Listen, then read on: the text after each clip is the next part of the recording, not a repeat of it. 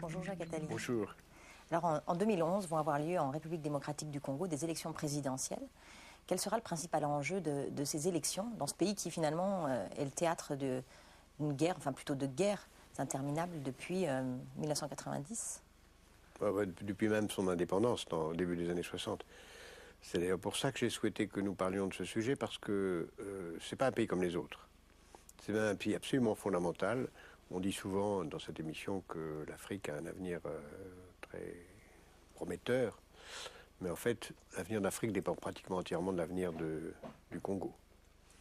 Si le Congo s'effondre, si le Congo reste ce non-pays, ce vide, comme disent certains, au milieu de la carte, ce trou noir au milieu de l'Afrique, l'Afrique ne pourra pas se développer, parce que le développement de l'Afrique du Nord et le développement de l'Afrique du Sud ne pourront pas se joindre par le milieu.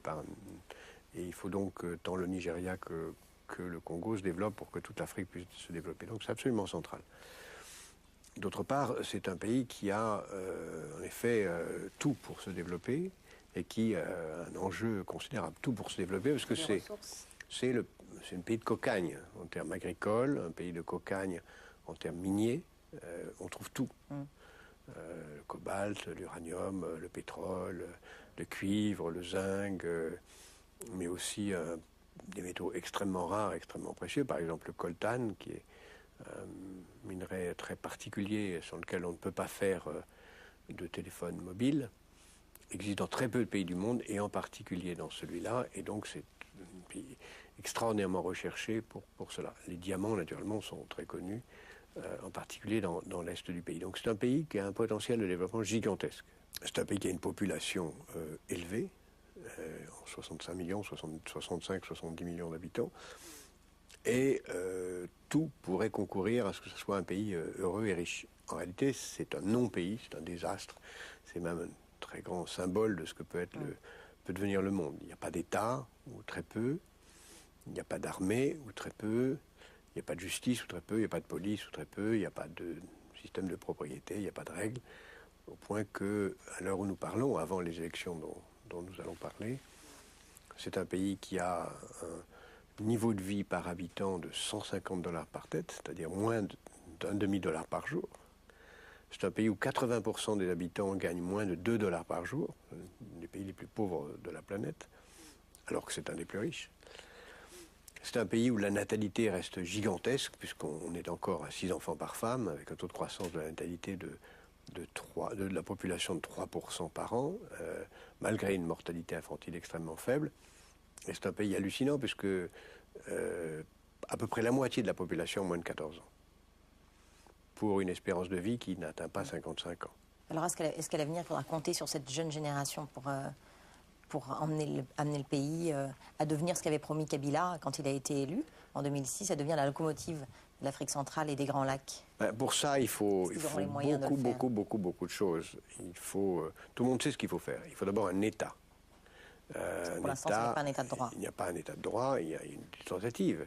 Il n'y a pas d'État. Il n'y a pas d'État au sens de la normalité, c'est-à-dire un système judiciaire, un système de police, une armée. Il y a tout ça, mais elles sont tout à fait instables et pas du tout en situation d'avoir le pouvoir sur des guerres civiles innombrables qui continuent, en particulier à l'est du pays, comme les dernières ondes de choc d'après la tragédie du Rwanda, où les Hutus et les Tutsis ont continué à s'entre-massacrer. En fait, les Hutus, après avoir massacré les Tutsis, sont venus se réfugier au Zaïre, où ils ont été à nouveau massacrés. Pourchassés et massacrés par des milices zaïroises. Par des milices zaïroises, mais aussi entretenus et aidés par les vainqueurs nouveaux du régime de M. Kagame au Rwanda. Donc il y a tout est en place pour que la guerre civile, qui a fait déjà entre 4 et 5 millions de morts, continue, et que les massacres, qui ne sont pas seulement des massacres militaires, mais qui sont surtout s'accompagnent de massacres de femmes, de viols, de massacres d'enfants, épouvantables, des millions d'orphelins dans les rues, des milliers, des centaines de milliers d'enfants soldats.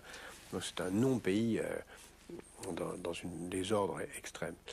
Et pour autant... L'armée n'est pas tenue par le pouvoir en place. L'armée est tenue par le pouvoir en place, mais elle n'est pas encore elle n'est pas solide. Chacun sait très bien ce qu'il faudrait faire. Les Coréens ont fait un plan, les Chinois ont fait un plan, les Européens ont fait un plan. Mais en réalité... Qu'est-ce qui se passe? C'est Joseph Kabila qui avait mis en place un programme de reconstruction qui ne conduit pas vers... il le conduit, mais c'est un pays dont l'héritage de la colonisation belge a été épouvantable. N'a rien laissé, absolument rien. Aucune école, aucune administration.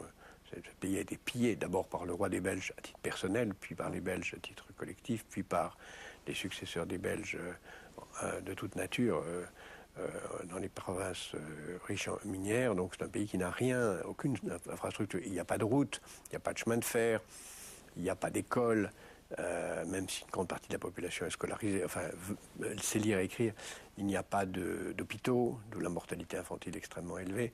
Il faudrait déjà tout ça. Et en même temps... Qui se rapprochera du Congo pour financer ces infrastructures? Si le Congo n'a pas les moyens de le faire. Le Congo aurait les moyens s'il n'y avait pas de telles pertes en ligne dans le régime minier. Mais en plus, le Congo paye le prix très lourd du régime précédent, puisque le malheur a voulu qu'après la colonisation belge, il y a eu un dictateur pillant tout qui s'appelait Mobutu pendant très longtemps et qui a laissé en mourant le pays avec des dettes qu'on continue à réclamer au nouveau pays qui a changé de nom, puisqu'il a repris le nom de Congo. Nom du fleuve qui partage deux Congos, puisqu'il y a un Congo-Brazzaville et un Congo-Kinshasa. Et donc l'Occident lui-même est un peu coincé par l'exigence de la Banque mondiale, du Fonds monétaire, de rembourser les dettes de l'ancien régime. Donc ce qu'on appelle le consensus de Washington, c'est-à-dire les exigences des institutions internationales, sont très lourdes et interdisent aux pays de repartir sur des bases nouvelles. Alors est en train d'apparaître, et c'est très intéressant, à côté du consensus de Washington, ce qu'on appelle maintenant le consensus de Pékin, c'est-à-dire le fait que les Chinois, eux, qui ont beaucoup d'argent, n'imposent absolument pas les mêmes contraintes de remise en ordre des finances publiques aux pays qu'ils aident. Ils imposent tout simplement de pouvoir bénéficier. Alors on pourrait dire bénéficier, on pourrait utiliser, diraient certains, d'autres diraient piller, je pense qu'il faut mieux dire, utiliser les ressources ou acheter à des prix. En échange de financement d'infrastructures qui aujourd'hui ont été, semble-t-il, lancés dans des accords assez confidentiels entre les Chinois et les Congolais, qui sont des grands projets d'infrastructures tout à fait nécessaires, en particulier de chemin de fer. Construits par les Chinois ou construits par les Congolais avec les financements chinois? Construit essentiellement par des entreprises chinoises, sans doute aussi d'ailleurs avec du personnel chinois qui viendra sur place, construire des chemins de fer, construire des hôpitaux, construire des écoles, construire des routes, tout ce qui est évidemment vital pour que ce pays puisse utiliser de façon décente ses matières premières. Car évidemment l'avenir du Zaïre passe par une modernisation de l'agriculture, par une intégration du système informel. On pense que 80% de l'économie congolaise est une économie informelle, 80%. C'est dire combien les chiffres ne valent rien dire. On est dans l'économie de troc, on est dans l'économie illégale, on est dans l'économie criminelle. C'est aussi un pays qui est un très grand producteur de cannabis pour la consommation intérieure, très largement. Donc c'est vraiment un pays qui a de très grandes difficultés, en même temps qu'un pays extraordinairement prometteur comme l'est le Nigeria. Et comme vous savez, quand on regarde l'avenir, je regarde moi très souvent la démographie, nous en avons parlé, 65 millions d'habitants avec une très forte croissance, une population très jeune. Mais il y a un autre secteur que je regarde souvent quand nous faisons nos émissions pour essayer de comprendre l'avenir, c'est la musique. Et si la musique nous dit beaucoup de choses sur l'avenir du Brésil, elle nous dit aussi beaucoup de choses sur l'avenir du Congo, car c'est un pays dans lequel la musique a une vitalité extraordinaire. Et si on veut comprendre l'avenir de ce pays, il faut voir un film qui est aujourd'hui visible en France, qui s'appelle Demba Belili, qui montre comment des mendiants paraplégiques liés à la maladie de la poliomyélite dans les bas-fonds de Kinshasa sont progressivement devenus des musiciens internationalement connus simplement par leur entraide, leur passion, leur goût de faire. Et ça a dit beaucoup sur l'extraordinaire optimisme de ce peuple, ou de ces peuples. Il y a 700 différentes nationalités pratiquement autant de langues qui sont parlées dans ce pays, dont le français est la langue nationale, français mêlé avec beaucoup d'autres langues. Et la musique est un des rares éléments qui conduit à être optimiste sur l'avenir du Congo. Là, dans ce cas-là, la musique fait preuve de résilience. Est-ce qu'elle pourra être utile à tous ces gens qui, en République démocratique du Congo, sont victimes des violences liées à la guerre, mais également qui sont victimes de la maladie, puisque le sida touche pratiquement 4% de la population, ce qui est énorme. Est-ce qu'il y a des programmes humanitaires qui sont pris en charge par la communauté internationale? Il y a des programmes très importants. Il y a des programmes très importants, car en effet, je parlais tout à l'heure de la mortalité infantile. Il faut ajouter à cause du sida la mortalité des jeunes adultes, qui est considérable et qui donc détruit les rares élites qui peuvent se constituer, qui meurent comme les jeunes instituteurs, les jeunes médecins, les jeunes infirmières. Donc il y a en effet un besoin fondamental d'infrastructures de santé et d'infrastructures de remise en état, en particulier des femmes. Il n'y a pas d'avenir d'un pays sans les femmes. Or les femmes sont les grandes traumatisées de ce pays parce elles sont encore victimes de viols collectifs par des bandes armées qui circulent un peu partout dans le pays. Et donc l'ordre est la condition de la survie. Sinon, ce pays va rester plus encore, et c'est en cela que les élections prochaines sont importantes, un non-pays dans lequel chacun viendra puiser les matières premières dont la planète a besoin.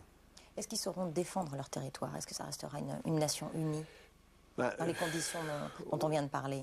C'est tellement improbable. Pour l'instant, c'est un non-pays, mais il y a une nouvelle jeunesse qui a envie de se structurer. Le pays a failli exploser à plusieurs reprises quand le Katanga a déclaré son indépendance dans les années 60, quand tout ça a explosé en différentes parties. Je pense qu'aujourd'hui, son identité est établie, qu'il va tenir. Le principal enjeu d'avenir ne sera pas d'établir une justice. Oui, je disais ça en commençant tout à l'heure. Il faut une justice pour juger. Reconnaître qu'il y a eu un génocide, peut-être. Reconnaître qu'il y a des génocides, des massacres divers. Mettre en place un tribunal. Mettre en place des tribunaux. Mais pour qu'il y ait une justice, il faut un tribunal, il faut une police, il faut de la prison, il faut toute une série de choses qui s'appellent un État. Et on est très loin d'avoir un État. Il y a un système fiscal n'existe pratiquement pas. Et les ressources publiques sont pratiquement inexistantes. C'est un pays dont la dette publique est gigantesque, reste considérable, malgré les richesses. Donc, tout ce que l'aide internationale peut apporter devrait d'abord se concentrer autour de la constitution de l'État.